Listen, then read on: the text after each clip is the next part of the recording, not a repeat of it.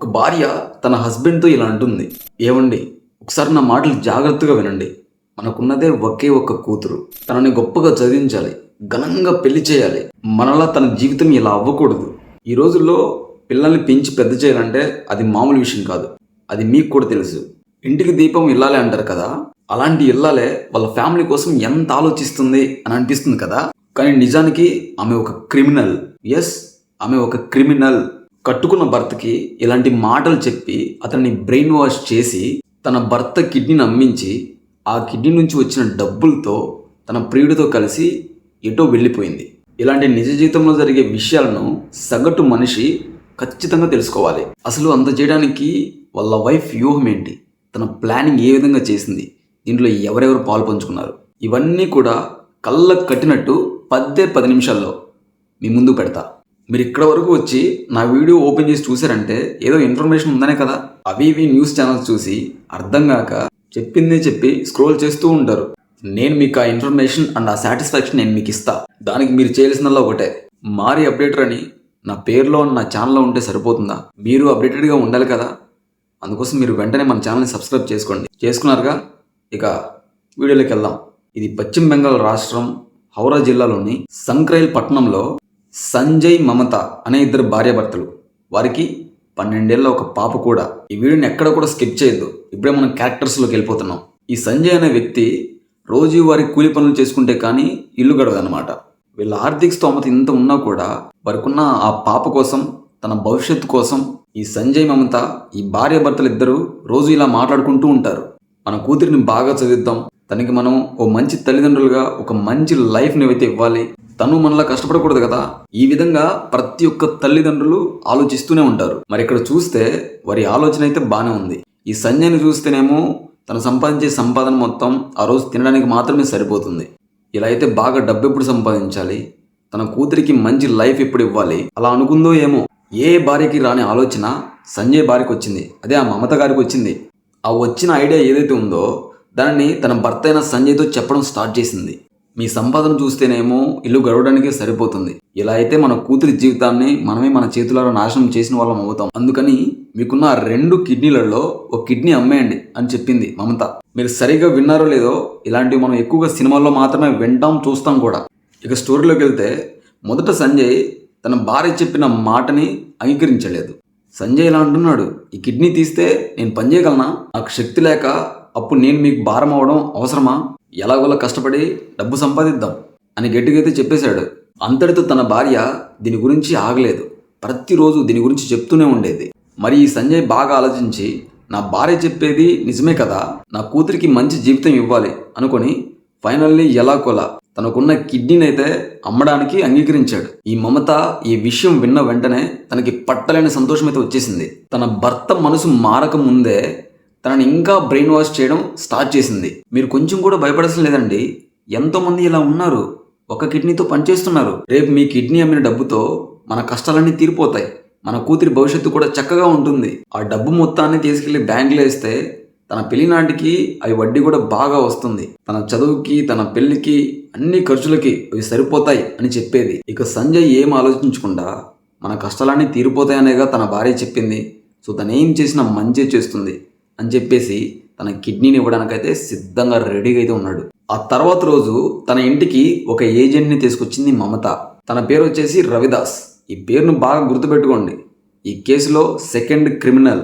ఈ రవిదాస్ అనే అతన్ని అవయవదానాలకు సంబంధించిన ఏజెంట్గా సంజయ్కి అయితే పరిచయం చేపించింది. మనం వీరిని నమ్ముకుంటే చాలు, మన కష్టాలన్నీ గట్టెక్కిస్తాడు అని తన గురించి చెప్పడం మొదలుపెట్టింది మమత.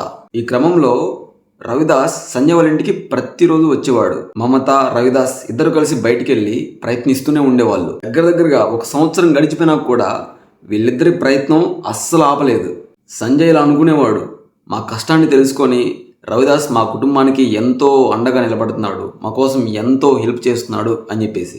రేపు నా కిడ్నీ అమ్మాక ఆ వచ్చిన డబ్బుతో ఎంతో కొంత డబ్బులు ఇచ్చి రుణం తీర్చుకోవాలి అని చెప్పేసి అనుకుంటూ ఉన్నాడు మన సంజయ్. నిజంగా ఇలాంటివి విన్నప్పుడే మంచి వాళ్ళు ఇంకా ఉన్నారు అని అనిపిస్తుంది అనమాట. ఇది ఇలా ఉండగా ఆ కిడ్నీ అవసరమైన వ్యక్తి వీళ్ళకి దొరికారు. ఇక ఆలస్యం చేయకుండా సంజయ్కి వెంటనే వైద్య పరీక్షలు చేపించి ఆ ఇంకో పర్సన్కి మ్యాచ్ అవుతుందో లేదో చూశారు. మొత్తానికి వాళ్ళ ప్రయత్నం సక్సెస్ అయింది. ఆ కిడ్నీ అయితే మ్యాచ్ అయింది. ఆ తర్వాత ఇంకేముంటుంది, ఇంక బేరానికి దిగారు.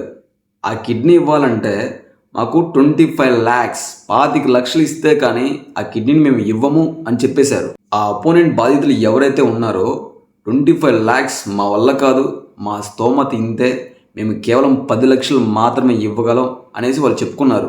ఇక మమత అండ్ ఆ ఏజెంట్ రవిదాస్ ఇలా అయితే అనుకొని ఇది దొరకడానికే మాకు 1 year పట్టింది, మళ్ళీ ఇంకొకరు దొరుకుతారో లేదో అని అనుకొని ఇక సంజయ్ కిడ్నీని 10 లక్షలకైతే బేరానికి సెట్ చేశారు.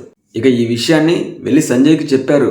10 లక్షలు వస్తాయి, ఆపరేషన్ అయిన వెంటనే 10 లక్షలు ఇస్తారు, ఇక మీకున్న కష్టాలన్నీ పోయినట్టే అని చెప్పేసి సంజయ్కి రవిదాస్ చెప్పేశాడు. ఈ విషయం విన్నాక సంజయ్ కూడా ఎంతగానో సంతోషపడ్డాడు. ఇక ఆపరేషన్ అయిపోయింది, డాక్టర్స్ ఓకే అన్నాకే ఇద్దరిని డిశ్చార్జ్ చేశారు. చెప్పినట్టుగానే ఆ వ్యక్తి ఫ్యామిలీ వచ్చి సంజయ్ చేతిలో 10 లక్షలు ఇచ్చారు. సంజయ్ ఫ్యామిలీ అంతా ఆ డబ్బును చూసి ఎంతో హ్యాపీగా ఉన్నారు. సంజయ్ ఆ డబ్బు మొత్తాన్ని తన భార్య అయిన మమత చేతికి ఇచ్చాడు. మమత, మీరు బెడ్ రెస్ట్ తీసుకోండి, నేను వెళ్ళి ఈ డబ్బుని బ్యాంక్లో డిపాజిట్ చేసి వస్తాను, నాన్నకు తోడుగా పాప నుంచి నాన్నని జాగ్రత్తగా చూసుకో, ఏమైనా అవసరమైతే ఇవ్వు అని చెప్పేసి 10 లక్షల రూపాయలతో అయితే ఇంటి నుంచి బయటకు వచ్చింది మమత. అలా కొన్ని గంటల తర్వాత సమయం చూస్తే బ్యాంకులన్నీ కూడా క్లోజ్ చేసే టైం అవుతుంది. మమత ఇంకా ఇంటికి రాలేదు. సంజయ్ తనకు తెలిసిన వాళ్ళకి కాల్ చేసి అక్కడికి ఏమైనా వచ్చిందా అని చెప్పేసి అడిగితే లేదు, ఇక్కడికి రాలేదు అనేసి వాళ్ళు చెప్పారు. సంజయ్ తన భార్యకి ఏమైందా అని చెప్పేసి కంగారు పడుతూ ఆ నెక్స్ట్ రోజు మార్నింగ్ ఓపిక తెచ్చుకుని మరీ బ్యాంకుకు వెళ్ళి అక్కడున్న అధికారులతో విచారించగా ఆ బ్యాంకు వారు అంత పెద్ద అమౌంట్తో ఇక్కడ ఎవరు డిపాజిట్ చేయలేదు అనేసి చెప్పారు. ఒకవేళ రవిదాస్ సహాయం కోసం వెళ్ళిందేమో, ఎందుకంటే అంత పెద్ద అమౌంట్ తన వల్ల ఒకళ్ళు డిపాజిట్ చేయడం రాదేమో అని చెప్పేసి రవిదాస్ సహాయం కోసం వెళ్ళిందేమో అని చెప్పేసి డౌట్ వచ్చి రవిదాస్కి కాల్ చేశాడు మన సంజయ్. ఆ రవిదాస్ ఫోన్ స్విచ్ ఆఫ్ అని వస్తుంది. అసలే పేషెంట్, తనకేమో ఇంకా కంగారు ఎక్కువైపోతుంది. తనకు తెలిసిన వాళ్ళందరికీ కూడా కాల్ చేశాడు, కానీ ఎంత చేసినా కూడా ఎలాంటి ప్రయోజనం లేదు. ఇటు చూస్తే ఆపరేషన్ చేసి కొద్ది రోజులు మాత్రమే అయిపోతుంది. కూతురు జీవితం, 10 లక్షల రూపాయల డబ్బు, తన భార్యకి ఏమైందా అనే ఆందోళన, ఇక చేసేది ఏం లేక ఫైనల్లీ మొత్తానికి పోలీసులు అయితే సంప్రదించాడు మన సంజయ్. పోలీసులతో అయితే ఇలా చెప్పాడు, నా భార్య 10 లక్షలు తీసుకుని బ్యాంకులో అయితే వేయడానికి వెళ్ళింది, ఆ డబ్బు కోసం ఎవరైనా ఏమైనా చేశారేమో, అదే రోజు నుంచి ఏజెంట్ రవిదాస్ నంబర్ కూడా మొబైల్ ఫోన్ స్విచ్ ఆఫ్ అని వస్తుంది అని తన బాధను చెప్పుకున్నాడు. పోలీసులు దీనిని మిస్సింగ్ కేసుగా తీసుకొని ఇక మమతానైతే వెతకడం అయితే స్టార్ట్ చేశారు. అంతేకాకుండా ఆ ఏజెంట్ రవిదాస్ గురించి కూడా తెలుసుకోవడం మొదలుపెట్టారు. పోలీసులు చాలా డెప్త్గా వెళ్ళారు ఈ కేసు విషయంలో. పోలీసులకు కూడా షాకింగ్ అనిపించే నిజాలు తెలుస్తున్నాయి. అసలు ఈ రవిదాస్ అనే అతను అసలు ఏజెంటే కాదు, తను బలక్పూర్ ప్రాంతానికి చెందిన ఒక పెయింటర్ అని పోలీసుల విచారణలో అయితే తెలిసింది. పోలీసులు అసలు వీళ్ళిద్దరికి ఉన్న సంబంధం, ఆ కనెక్షన్ ఏంటి అని చెప్పేసి ఇంకాస్త లోతుగా వెళ్ళడం అయితే స్టార్ట్ చేశారు. అప్పుడే పోలీసులకు కూడా దిమ్మ తిరిగిపోయే షాకింగ్ అయితే వచ్చింది. అసలు వీళ్ళిద్దరికి మొదట ఫేస్బుక్ ద్వారా అయితే పరిచయం అయితే ఏర్పడింది. అందులో ఫ్రెండ్స్ అయ్యారు. ఆ ఫ్రెండ్షిప్ కాస్త ప్రేమగా మారింది. వాళ్ళిద్దరూ కలిసి బ్రతకడం కోసం ఆ కిడ్నీ నమ్మగా వచ్చిన డబ్బుతో ఎడైనా దూరంగా వెళ్ళి పెళ్లి చేసుకొని వాళ్ళ న్యూ లైఫ్ కొనసాగించాలని వేసిన పెద్ద ప్లానింగ్ స్కెచ్ అని అయితే తెలుసుకున్నారు.